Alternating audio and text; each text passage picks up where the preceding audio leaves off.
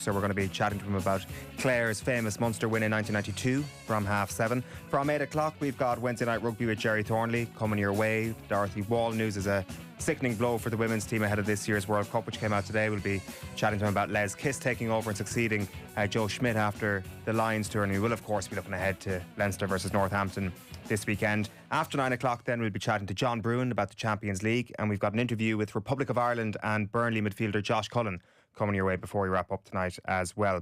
As ever, you can drop us a message on WhatsApp. 0879 180 180 is our number, or on social media at Off the Ball is our handle. Cameron Hill is your newsman this evening. Cameron, how are you doing? Not too bad, how are you? Very well. And Richie McCormack. Hello. Welcome to the evenings. It's very strange to be back in this segment.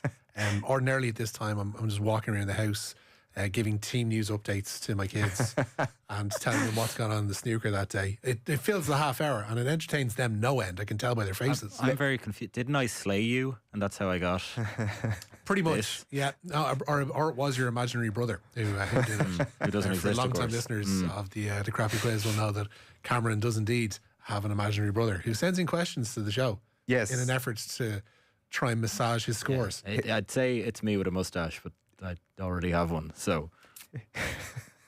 His name is Hammer and Kill, and he sends in questions for the quiz every week, and we don't believe that he actually exists. What a great name. Yeah. I was going to introduce you as Late Night McCormack, which obviously pertains to you being on News Talk, filling in for Tom Dunn on the regular, but also what I've come to realise is that you become a late night expert. Your reading at the moment is very much US talk show, late night based, is it not? Yeah, well, I've just finished, literally as I was waiting to come on this show, outside. I've been putting in the prep for this particular appearance, obviously. I just finished a biography on David Letterman, which is one of a series of books that I've read about late night hosts down through the years. There are two, I've probably mentioned this before, but it bears repeating. There's two books by Bill Carter, both of which centre on late night wars. The first of them is about the battle between Jay Leno and David Letterman to get the Tonight Show in the early 90s. And the second one he wrote was of a similar situation, which was over the battle for the Tonight Show, essentially between Jay Leno and Conan O'Brien in the 2000s. The first of which is genuinely one of the best books I've ever written. The level of detail and research in it is magnificent, which extends to Jay Leno eavesdropping on a major meeting by hiding in a wardrobe. I'm not making that story up. Yeah. It's amazing. Like he was, so those are fantastic books. This book I just read on Letterman as well. Good, but you're not going to get to know him because Letterman will never let you in that much. Really? Even in the interviews that obviously would have gone into the research for this particular book. Jason Zinnemann is the name of the author of that one. But yeah, no, insofar as a David Letterman book, it can be excellent. This was excellent. So it comes somewhat recommended, quite recommended. Do if you're into that kind of thing, by all means, pick it up. We got a text in immediately asking for Richie McCormack's take on the David Gray story, which has been covered quite a bit on the station today, apparently, Richie. Apparently the it's all over News Talk social media. Yeah, bleeding into the bars have been closed. What's happening at David Gray's story? So I mean, this is obviously an either-or question. Or the problem here, you know, the ravenous David Gray fans that exist out there, or is it humankind in general? They're similar to the new wave of British heavy metal fans that existed in the late 70s, early 80s. Tigers of Pantang fans have nothing on those of David Gray. But what I will say about the bars situation is, people are going to drink before the gig anyway, so the bars being closed during it is probably moot. But what I will say, and loath as I am to make sweeping statements about entire swathes of people, is that crowds at gigs since COVID have become appalling.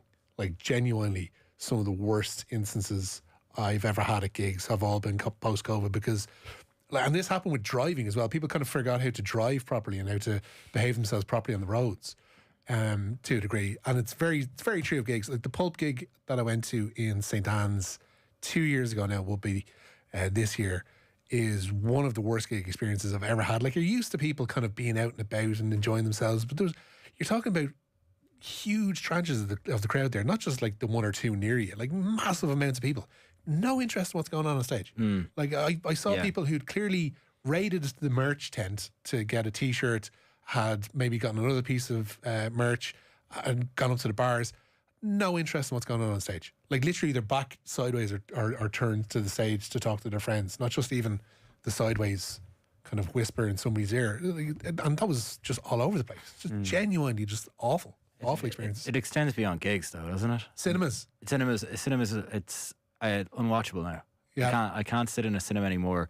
Even for like films like I saw Gladiator 2, which I no disrespect to Paul Mescal or his shorts, which are in the studio right now. Yep. But it was so tough. People just talking right the way through it in very tense scenes, and you just I don't know. It has to be a post-COVID thing. But I remember I was at New Dad, this really good Irish band. New EP coming this Friday. Yes, indeed, and brilliant in the Button Factory, and they were playing songs that were like ostensibly designed to get people up and dancing. And it was the deadest atmosphere I've ever experienced. It was funereal. Yeah, there is something snapped within the general populace about how to act in big social gatherings. Really did. That's so interesting. I actually hadn't really overly noticed it. Maybe at the very start post-COVID, I thought we'd kind of corrected ourselves at this point. Because what happens is only built upon. So people kind of see what you're able to get away with, and then they push that even further. And the limits of what's acceptable comes when it turns out that etiquette is just that, and it's not a hard written rule and is easily breached. People don't give a monkeys. Yeah, it's interesting. We're having this conversation as we're watching a crowd that could be a 1980s crowd, could be a 1990s crowd, could be a 2000s crowd, except for the presence of phones. And Luca Bressel. And Luca Bressel, who's on screen. Everyone else, at the Crucible. This comfort blanket that we always have, and we were talking about last night. Like, people would have been out enjoying the sunshine today. We were doing our favourite sunshine activity. Oh yeah, shortly after lunchtime, watching snooker. Yeah, and we watched an absolute classic earlier, Richie. We did. Williams and Higgins was amazing. John Higgins managed to throw the match away twice after building up a lead, surrendering it, and then having a chance, I think twice in the final frame, to put the match to bed. Squandered it. Missed a fairly routine blue, which allowed Mark Williams in to clear up the table and take the final frame victory. It was, it was fantastic. It was one of those games that just reminds you why you do love snooker and why you do love that sport and what drama it can bring. Like even last night's matches as well were fantastic. But it's one of those things you're kind of going, nobody with any sense or a job is watching this. This is for an audience that just doesn't exist at the moment. I mean, it's weird. People kind of go on about snooker about, there's no more, there's no characters left in the game. They are what they are. They are what you manage to present them as. And you can present anybody as anything if you really want it. The problem with it is that snooker's bones, as similarly with darts, and its popularity boom was associated with it getting larger television exposure. And people are suddenly surprised that they don't know much about snooker when that television exposure shrinks and moves away, which you only do really have the World Championships and a couple of other tournaments on BBC during the year. ITV had picked up the slack a little bit. But Eurosport and now TNT Sports are beyond most viewers. We can see that in the split between terrestrial viewing numbers and satellite/pay TV numbers. And cricket, cricket's the same. Cricket's everybody knew cricketers when they were growing up, but put the behind Sky, it's not something that you just stumble across anymore. Yeah, but at least we do have the World Championship on BBC. Thank God. And the worst thing that could happen to this now is that it is moved to Saudi Arabia, which is the ultimate goal of Barry Hearn, is to shove the whole thing off into the Middle East and have it be played there. There is the problem with snooker is it doesn't know how to present itself properly. With darts, you can whip everybody up into a fervour and they can keep them at that, and they can drink through it and they can sing their songs. With snooker, you're asking, and you see Rob Walker doing the great intros before the players come into the Crucible, is that they give it the beans. Like he's like, oh, blah, blah, blah. He talks them up. He's done this in his career. He's done that. He throws in a nickname and it's way. And then it all has to subside immediately afterwards into silence. Because it has to, because that's what snooker is and that's how it's played. But it's a difficult thing to want to add a bit of showbiz and razzmatazz to when the expectation is, unlike a David Gray crowd or a Tigers of Pantang crowd, you have to be quiet and sit completely still. As a television audience, though, I mean, is there not something, as I referred to it earlier, like the comfort blanket nature of the snooker on BBC on Maybank Holiday? It's one of those sports that you can allow wash over you. Yeah. You can sit there and just have the clack of the balls and the random applause of the crowd there at the Crucible. In the same way, you'll hear balls being struck and crowds at Edgbaston or Headingley or Old Trafford applauding along to well-played fours or sixes.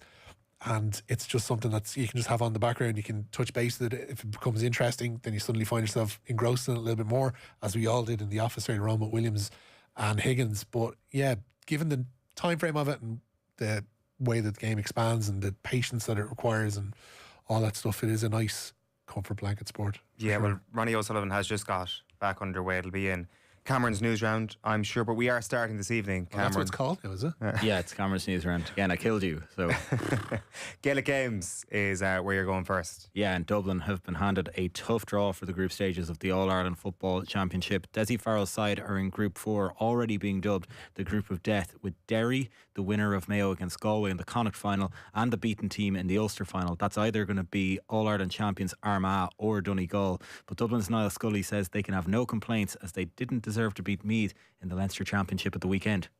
We can have no complaints. I think Meath were probably the better team on the day, and we just didn't perform in the closing moments of the game. You know, we were just turning the ball over, and probably had a bit of poor decision making. And to be fair to Meath, they punished us in the first half, and they held on to that lead then in the second. This draw is quite interesting in that when it comes to the Connacht final this weekend, there's a case to be made that the loser of the Connacht final will actually have a slightly easier draw when it comes to Sam Maguire. So just a reminder there that the Connacht runner-up will be in with Tyrone, Cavan and the Ulster winner, whereas the Connacht winner will be up against the other side of Armagh Donegal, but also Dublin and Derry. It's such a strange thing that this happens this week, this draw, as opposed to next week or in 2 weeks' time when these games are done. I guess they probably have to get ahead of things with regards to some element of fixtures, but we still don't know the full identity of these groups either. Somebody in the office, I won't name names, said, sure, why would you want to win the Connacht final at the weekend, given the draw that came this afternoon? But yeah, it's like, there probably is a procedural element, as you mentioned there, and all that kind of jazz to go along with why this draw was made today. It surely could have waited 3-4 days just to see how things pan out, but yeah, there we are. Sorry, I've actually interrupted you, Cameron. You're going to go through the groups there. Yeah, so a win in the Munster final will earn Kerry or Clare a place in Group 2. That's alongside Roscommon, Cork and the Leinster runner-up, so Louth or Meath. Group 3 will see the Leinster champions face the beaten team in Munster, as well as Monaghan and Down, while Tyrone, Cavan, the Connacht runner-up, and the winner in Ulster will contest Group 1. The Tailteann Cup draw was also done today, so Division 3 league champions Offaly have been paired with Wicklow, Waterford and their neighbours Leitch in Group 2. Group 1 sees Kildare take on Tipperary, Leitrim and Sligo. Former winners Westmeath will face Limerick, Antrim and London in Group 3. And Group 4 has Fermanagh, Wexford, Carlow and Longford. Yeah, so the top line from that Sam Maguire draw was always going to be, where do Dublin end up? And as you've already mentioned, it's that group of death, but Dublin going away to whoever wins Connacht, so either Mayo or Galway. That's the blue ribbon fixture of this year's championship in the group stages. So that's the identity of that. Personally, I was hoping for Kerry Dublin in Killarney, which would have been historic and amazing, but it's going to be Mayo or Galway that get them at home in the championship. Where do you want to go next? Well, there are 3 provincial finals tonight in the Delata Hotel Group Under-20 Football Championships tonight. So Mayo and Roscommon are currently contesting the Connacht final in Tuam, while at 7:30 Donegal and Tyrone do battle for the Ulster honours at Owen Beg, while at the same time in Newbridge it's Louth against Meath in the Leinster decider, and the latest score from the Connacht final is Mayo 1-5 to Roscommon's 1 point. Champions League, second semi-final first leg tonight, Cameron. The second, yes, as you say. So Barcelona taking on Inter at 8 o'clock, 4 days after they beat their rivals Real Madrid in the final of the Copa del Rey. And manager Hansi Flick hopes they can carry the momentum from Sunday's win into the game in Montjuic tonight. Everyone is focused. Everyone knows, how important is this semi-final to reach a final. And of course, also this win against Real, it's very important also for the positive vibes, and for the positive moments, and it could push you also. So for me is this the key, and we know that we have to work hard also to reach the final, and I think Inter have a team. There's some players also in the age maybe is the last opportunity to reach the final, and they will give 100%. This is clear, and also what we have to do. Barcelona's team, it's Wojciech Szczesny in goal, the back four of Jules Koundé, Pau Cubarsí, Inigo Martinez and Gerard Martin. It's Frenkie de Jong and Pedri in midfield, behind Lamine Yamal, Dani Olmo, Rafinha and Ferran Torres. For Inter Milan, it's Jan Sommer in goal, the back three of Bastoni, Acerbi and Bisek. Then it's Dumfries and DeMarco as their wing-backs, a midfield three of Mkhitaryan, Çalhanoğlu and Barella, and then Lautaro Martinez and Marcus Thuram up front, that deadly duo. Thuram was a shock because he'd been carrying a bit of a knee strain, I think it was, or a thigh strain coming into this game, so he was expected only to be on the bench. Clearly Simone Inzaghi has decided that tonight is the night if they're going to pick up a result, and has thrown him in at the deep end. What a story Wojciech Szczesny would be, by the way. Yeah. To be dragged out of retirement in October and thrust into Barcelona of all places. It's not as if he went playing for Barnet like Edgar Davids. It's like, he's like, oh, you're going to play for Barcelona, and they're suddenly going to go on the run of all runs and win everything, and you're going to be central to that. Like, he's not being dislodged for the rest of the Champions League campaign because they'd have to deregister him to put Ter Stegen back in. You mightn't even get a game Ter Stegen in La Liga between now and the end of the season.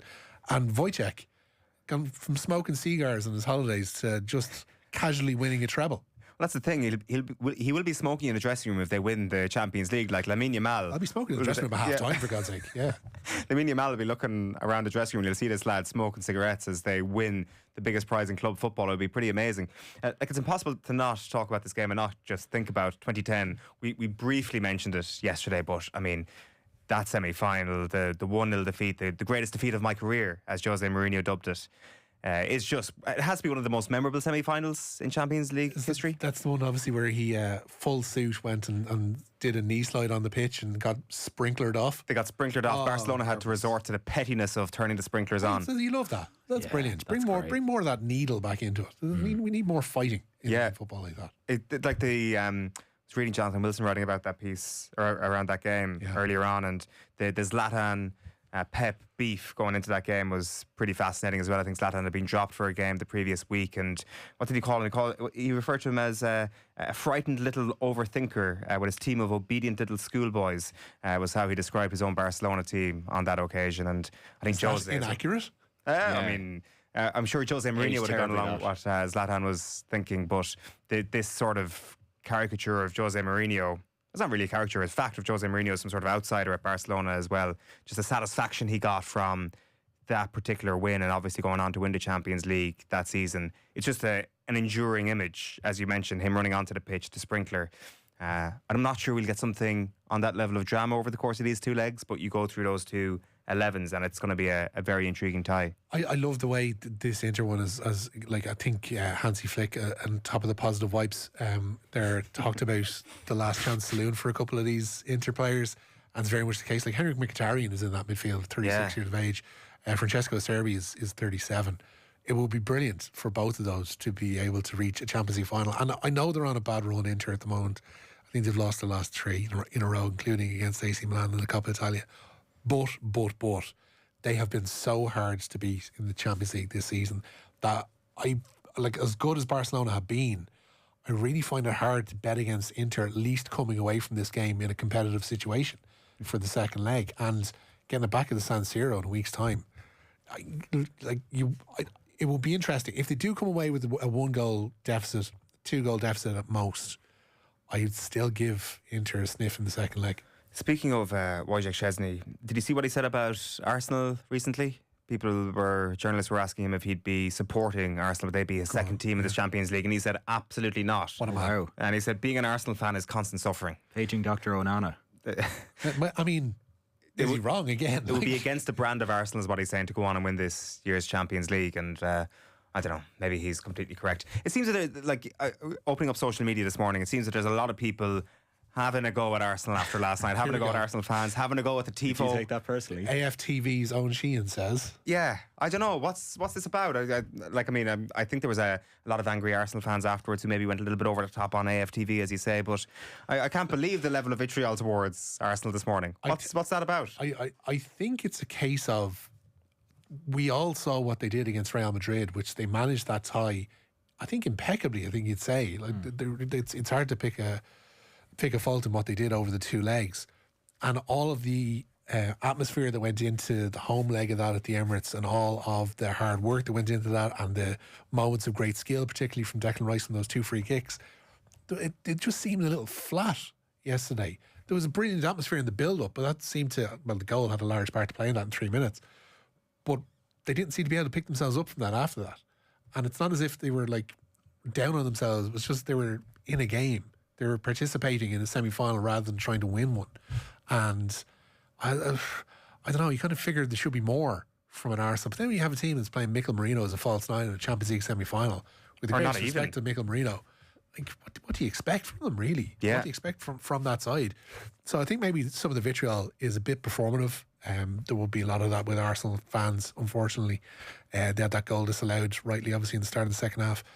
It's just, I think you wanted to see more of them last night, and they were probably a little bit too cautious and careful when you want to go out and win a semi-final rather than just hang in there, and Arsenal haven't been a great watch all season. No, they haven't, and it kind of resorted to a little bit of that as well in the third quarter of the game, really, when there was a certain degree of parking the bus from PSG, and then they realised they're actually a brilliant attacking team and went back on Who knew? ascendancy. I know, they are unbelievable to watch, PSG.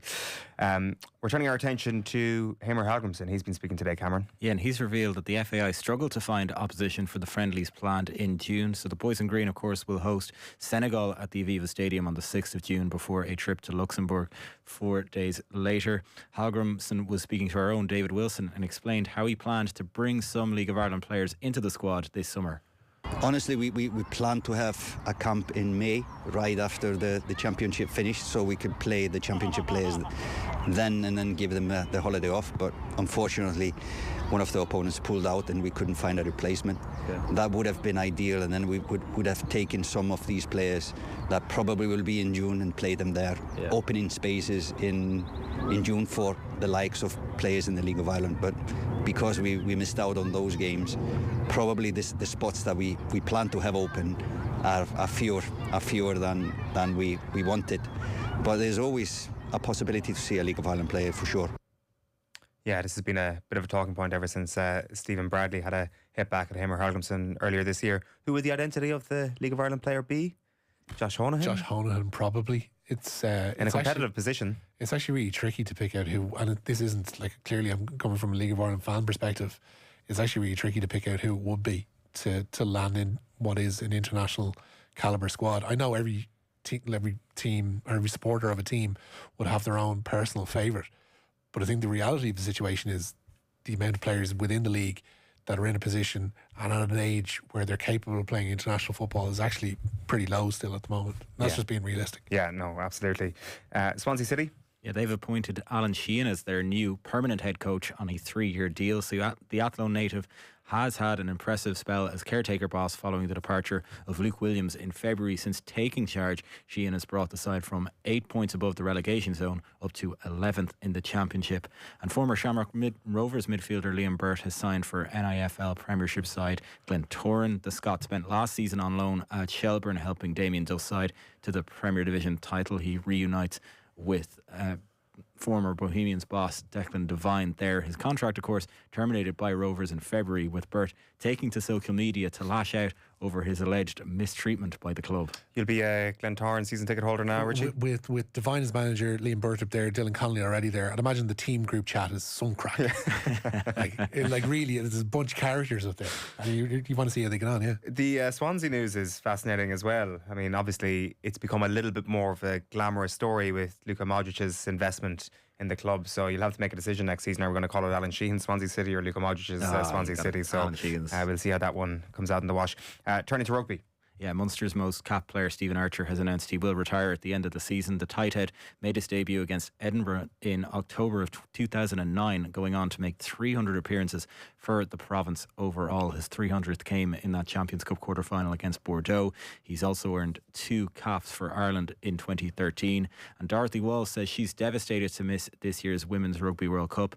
The Exeter chief forward is having surgery today on an Achilles tendon injury, which will rule her out for a number of months. Earlier this month, Aaron King was also ruled out of the World Cup due to a knee injury. So that's 2/3 of Ireland's back row out of this year's World Cup, and it's just incredible how quickly the expectations can change. At least the one thing, if you want to be really glass half full on this, is that we won't be over expecting on this team, given 2 crucial components of that back row will be missing going into this World Cup. in England later on this year, but it's just a massive setback for Scott Beamont. Yeah, and I think getting to the knockout phase of the World Cup is probably the realistic aim of this team. And they have Spain and Japan as the winnable games in the group, and they know that they've already landed blows on the likes of the Black Ferns, or the other team in the group as well. But losing, Dorothy Wall, who was actually played a lot in the second row now in the Six Nations, just gone. Erin King from the back row as well. But the squad is a more competitive one than it was 12, 18 months ago even. So there is a chance for other players to step up. There's the sense that this hasn't happened on the eve of the tournament, which I think would have been a greater shock and a tougher thing to deal with. They do have a chance to bed others in the friendly games and in the camps that they'll have between now and the World Cup, and fingers crossed that they can make the most of it. But it's just rotten luck for both players to have a World Cup on the horizon with the tide of Irish rugby in the women's game starting to rise again, and they get to miss out on such a showpiece like that, particularly when it's just over in England. Exactly. All that plays into it too. Nevertheless, I was looking at the fixtures, and they're playing New Zealand in the Amex Stadium. So that weekend in Brighton should be good crack for that game, especially at the end of the group stages when Ireland should be in with a fair shot of qualifying for the knockouts. A couple of more stories to wrap up on. Cameron, our favourite sport is up next. Yeah, and we are watching on as the evening session gets underway at the World Snooker Championships in the Crucible. So Ronnie O'Sullivan still leading Si Jiawei by 10 frames to 6. On the other table tonight, it's Luca Bracel against Judd Trump. That's at 8 frames all. While earlier, as you mentioned, Mark Williams won a final frame decider against John Higgins to book his place in the semi-finals. The 50-year-old held off a late comeback from his opponent to seal a 13 points to 12 victory. And finally, Punchestown. Yeah, Galopin des Champs claimed a dominant victory for trainer Willie Mullins in the featured Gold Cup on day 2 of the Punchestown Festival. The Joseph O'Brien trained Banbridge finished second, with Spillane Tower coming in third. Cameron Hill, thank you very much. Richie McCormack, enjoyed your company. Thanks for popping in. Thanks, lads. We'll see you soon. We're going to be speaking to John Maughan after the break, and before that, it's time for the Cash Machine. News Talk's Cash Machine. Now, there's a huge amount in the Cash Machine this week, and in fact, it is the biggest cash prize ever given away on Irish radio. So there's more than €250,000 up for grabs, and it is a guaranteed winner. So the number you need to know is €251,000 exactly. Text PLAY, PLAY, to 57557. That's 57557. Get your entry in by 3 p.m. this Friday, and then across the Go Loud network of stations, someone is going to get that call. If your phone rings, you have to answer it within 5 rings. Give us the exact amount in euro and cent, and you will win the cash. So remember that amount one more time. €251,000 exactly. Over 18s only. Text costs €2.50 plus your standard message rate.